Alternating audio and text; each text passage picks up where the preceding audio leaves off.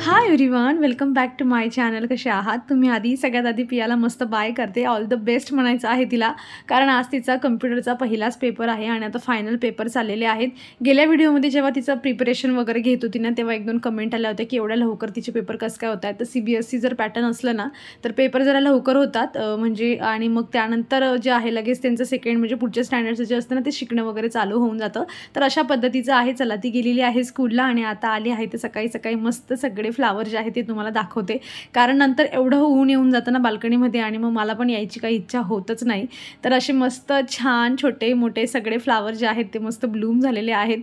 आणि येणाऱ्या काळामध्ये जर आम्ही कुठे बाहेर वगैरे गेलो नाही ना, झाडांना सोडून जायची गरज जर पडली नाही, तर मला असं वाटतंय की हे सगळे जे काही सदाफुली आहेत ना, ज्याला विणका वगैरे म्हणतो आपण, ते सगळे खूप छान मस्त मोठे होतील आणि भरपूर त्यांना फ्लावरिंग येईल.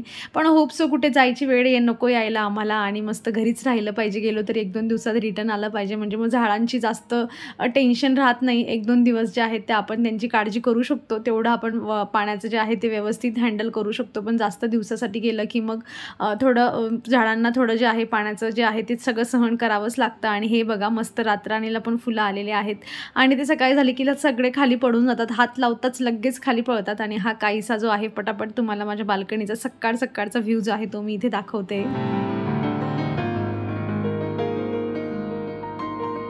रात्री झोपण्याच्या आधी ना मला सवय आहे, जसं किचन मी पूर्ण व्यवस्थित क्लीन करून घेते ना, म्हणजे आधी मला व्हायचं असं की काय किचन क्लीन करायचं, झोपायचं तर आहे. पण जेव्हापासून पियाचा रेग्युलर टिफिन वगैरे बनवायला जेव्हा गोष्टी आपल्यावर म्हणजे असं म्हणतात ना की जेव्हा आपल्यावर एखादी गोष्ट अशी रेग्युलर करावी लागते, त्यामधून आपण जे चांगले मार्ग काढतो ना, तर ते काढता काढता आपल्याला बऱ्याचशा चांगल्या गोष्टींची सवय होऊन जाते. तसंच जे आहे किचन क्लीन करण्याची सवय झाली रोज रात्री.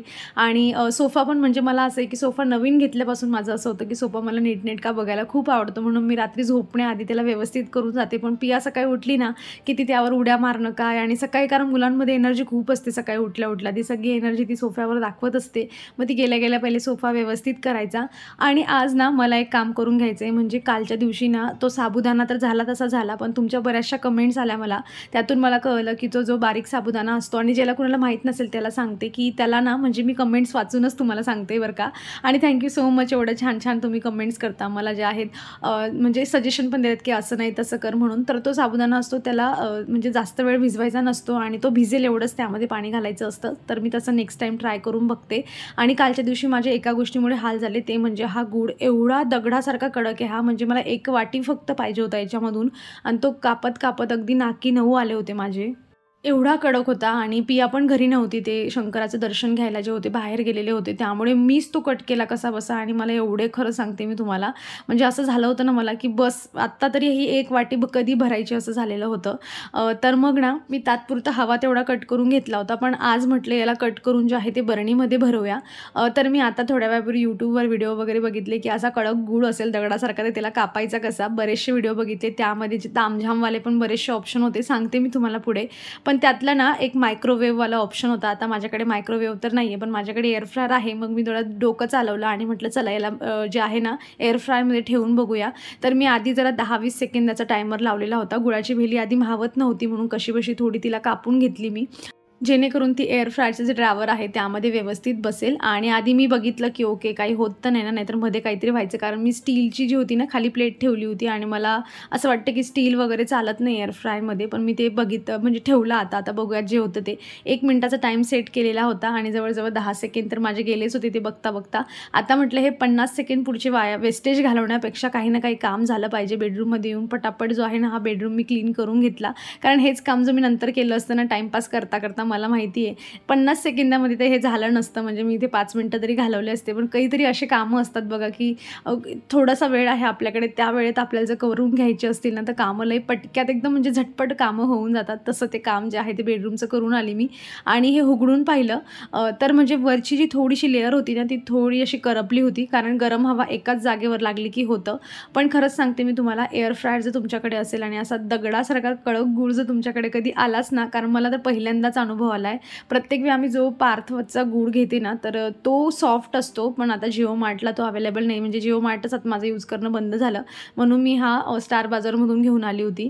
सो मी आता तो हाताला जरा गरम लागत होता, म्हणजे खूप गरम पण नव्हता, कोमटपेक्षा थोडा जास्त गरम होता, पण अगदी पटपट पटपट चिरलं जात होतं. म्हटलं चला, ही जे पण काही मी आता जुगाड केला आहे हा एअर फ्रायरसोबत, तो माझा अगदी परफेक्टली वर्क झालेला आहे. जर तुमच्याकडे ओव्हन वगैरे असेल ना, तिथेही तुम्ही 30-40 सेकंदाचा टायमर लावून जे आहे ना, अशा पद्धतीने गूळ जर खूप कडक असेल तर त्याला जो आहे तुम्ही सॉफ्ट करून जो आहे चिरून ठेवू शकतात. आणि तुमच्याकडे जर एअर फ्रायर किंवा मग म्हणजे ओव्हन वगैरे काहीच नसेल ना, तर बघा मी सांगते, एक्सप्लेन करता येईल की नाही माहीत नाही, तर खाली कढई ठेवायचं, कढईमध्ये पाणी टाकायचं, पाण्यामध्ये मग जाडी ठेवायची, जाडीमध्ये पातेली ठेवायची, पातेलीमध्ये गुळाची जी असते ती भेली ठेवायची आणि त्या पातेलीवर जे आहे प्लेट झाकायची छान घट्ट, आणि मग त्या कढईवर पण झाकण झाकायचं. आणि असं जे आहे 10 ते 15 मिनटं आय थिंक ते पाणी खाली उकडत असतं आणि मग ती वाफ जी असते त्या पातेलीला लागते आणि मधली गुळाची भेली जी असते ती सॉफ्ट होऊन जाते. अशा पद्धतीने पण तुम्ही अगदी दगडासारखा कडक गुळ जर तुम्ही सॉफ्ट करून चिरायचा असेल तर मग तुम्ही असं करू शकता. आय होप माझ्या भावना तुमच्यापर्यंत पोहोचल्या असतील. आता माझं काम तर इथे झालं होतं. तसं मी पियाच्या पप्पांना जरी सांगितलं असतं ना हे कापून द्यायला, म्हणजे एखाद्या मनुष्यामध्ये कितीही माणसामध्ये तुम्ही ताकद राहू द्या, पण एखादी गोष्ट एवढी कडक असते ना की त्यांचेही हात दुखले असते. सो त्यांना माहीत पण पडलं नाही आणि दगडासारखा गूळ जो होता तो मी एकटीनेच कापून टाकला. मला असं वाटत होतं मी लई मोठं काम केलं आहे, कारण कालच्या दिवशी माझे खूप हाल झाले होते बघा. आता म्हटलं चला हे पूर्ण किचन वगैरे पण जे आहे ते व्यवस्थित आवरून घेऊया. आणि आज मला चॉपिंग बोर्ड पण होते ना, ते क्लीन करून घ्यायचे होते. मी चॉपिंग बोर्ड जे आहे ना ते क्लीन करताना, म्हणजे मी ऑलरेडी सकाळी पण छोटावाला माझा झालेला होता, आता फक्त मी त्याला वॉश करून घेते. मी नेहमी लिंबाची जी साल असते ना, म्हणजे यूज केलेला किंवा चांगला ते थोडा खराब वगैरे लिंबू असेल तर त्यावर चॉपिंग बोर्डवर थोडा बेकिंग सोडा टाकायचा आणि त्याच्यावरती लिंबाच्या फोडीने जे असतं ना छान घासून घ्यायचं, म्हणजे स्क्रबर वगैरे लावायची काही गरज नाही. आणि लिंबाचा छान वास पण त्यामध्ये चालला जातो आणि मस्त क्लीन पण होऊन जातं, अगदी चकचकीत निघून जातं, जास्त घसण्याची पण गरज पडत नाही. अशा पद्धतीने नेहमी क्लीन करत असते. आता इथे खिडकीमध्ये ऊन होतं तर इथे ठेवून दिलं मी त्याला.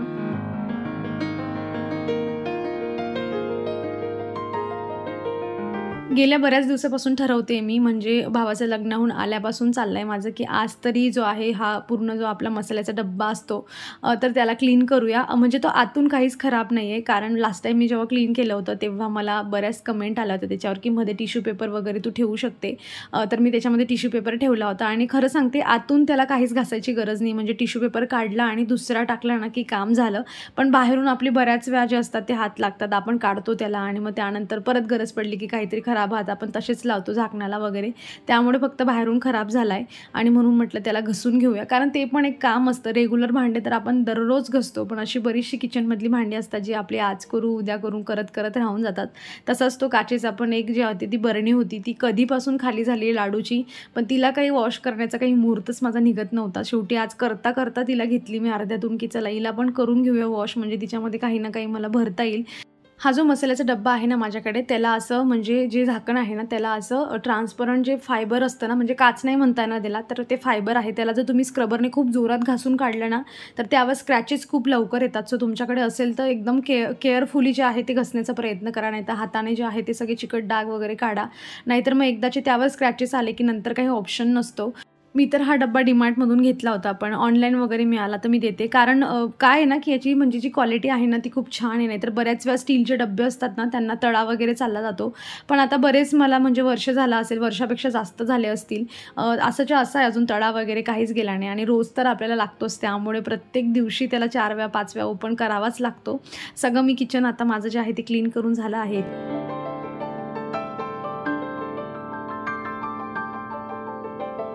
याला मॅट म्हणतात, गालिचा म्हणतात, आय डोंट नो. पण अशीच एक मॅट आहे आणि ही माझ्या भावाची आहे ॲक्च्युली.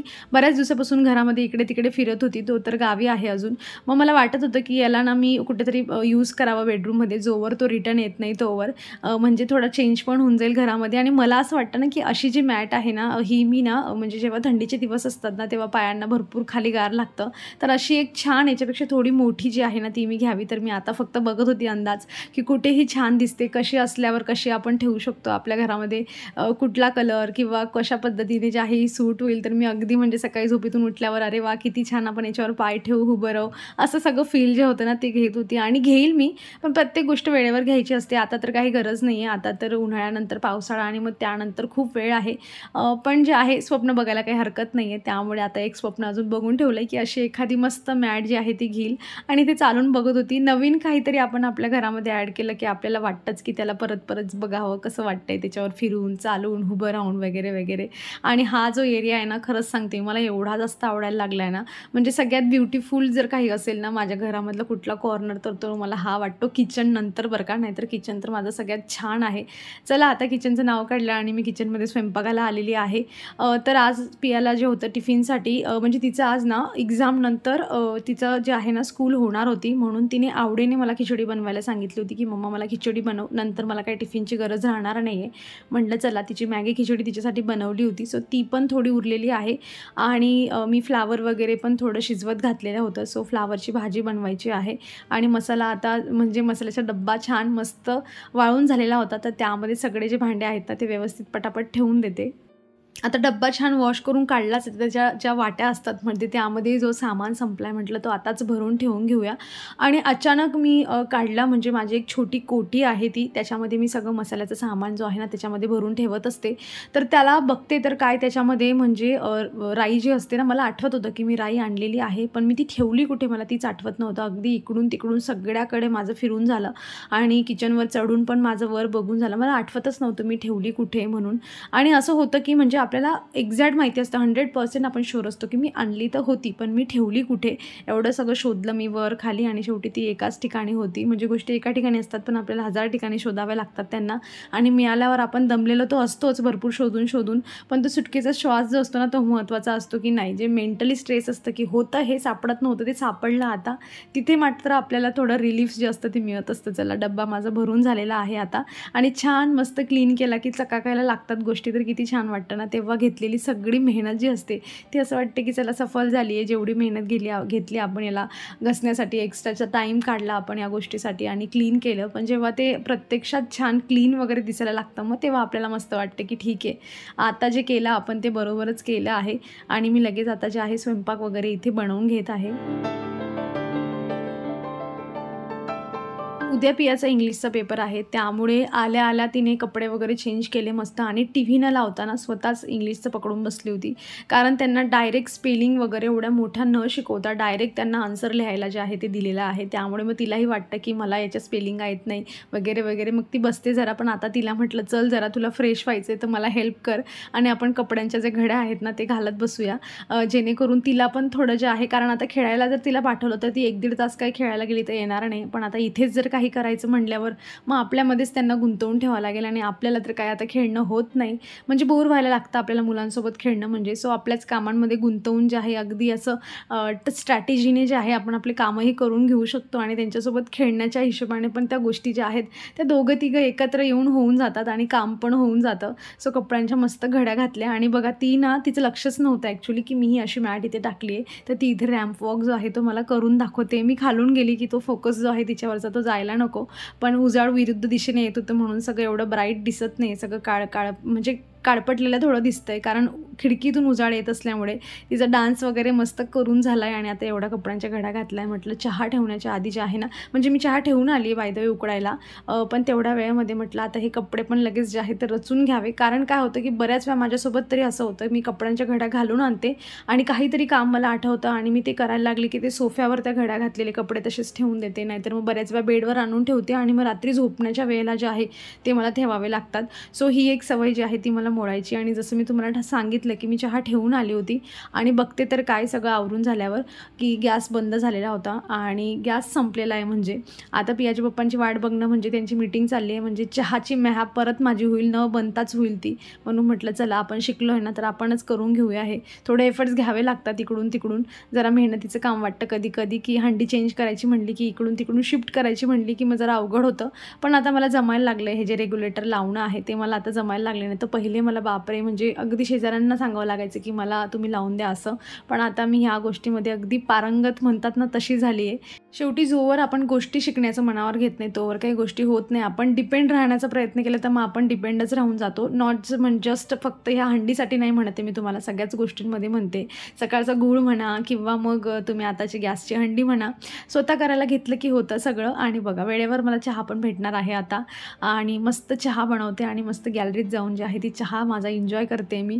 मम्मीकडून मस्त मावा पाव घेऊन आलेली होती. रोज सायंकाळी एक म्हणजे असतोच आणि आता संपण्याआधी भाऊ आला की तो परत घेऊन येईल.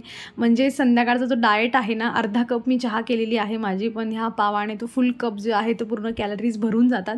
असो, एन्जॉय करायचं आहे, भरपूर कामं होतात दिवसामध्ये आणि ह्या एक्स्ट्राच्या कॅलरीज मला तरी माझ्या बॉडीवर अजून कुठे दिसलेल्या नाही आहे. त्यामुळे जोवर दिसत नाही तोवर मला एन्जॉय करायचं आहे. भरपूर मोठा दिवस येतो आहे, भरपूर कामं होत आहे आणि भरपूर एन्जॉय पण होतो आहे. चला मग आता ह्या मस्त एन्जॉयसोबत मी माझा व्हिडिओ इथे संपवते. अपेक्षा करते तुम्हाला आवडला असेल. कसा वाटला व्हिडिओ मला कमेंटमधून नक्की सांगा. आवडला असेल तर लाईक करा. चॅनलवर तुम्ही नवीन असाल तर प्लीज चॅनलला सबस्क्राईब करा. आपण भेटूयात पुढच्या अशाच इंटरेस्टिंग व्हिडिओमध्ये. तर तुम्ही स्वतःची काळजी घ्या. So take care friends and bye.